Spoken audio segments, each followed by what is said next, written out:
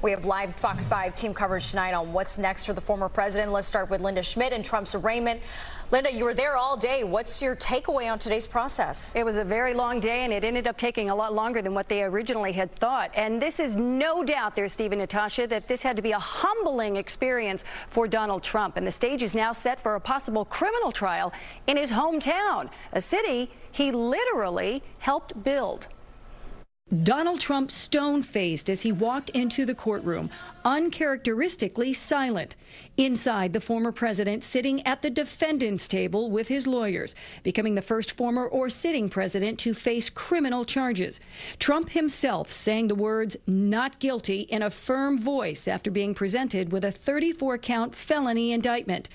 Manhattan District Attorney Alvin Bragg laying out the details, accusing Trump in a scheme to bury negative information during the 2016 presidential campaign that could have potentially damaged his chance of becoming president. The evidence will show that he did so to cover up crimes relating to the 2016 election. Bragg says Trump conspired with his former personal attorney and fixer Michael Cohen, as well as David Pecker, his longtime friend and the former head of the National Enquirer, to keep porn actress Stormy Daniels and former Playboy model Karen McDougal quiet about their claims of sexual affairs with Trump.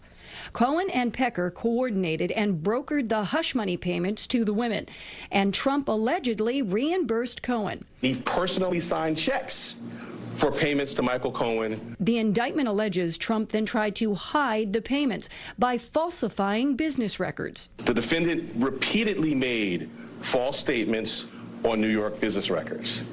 He also caused others to make false statements. Trump's legal team will vigorously fight the charges, calling the indictment a political persecution. The rule of law died in this country because while everyone is not above the law, no one's below it either. And if this man's name was not Donald J. Trump, there is no scenario we'd all be here today. The former president did not speak after leaving court. He immediately flew back to Florida, holding an event with some of his supporters at Mar-a-Lago tonight.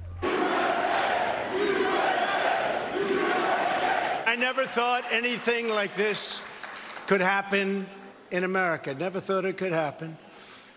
The only crime that I have committed is to fearlessly defend our nation from those who seek to destroy it.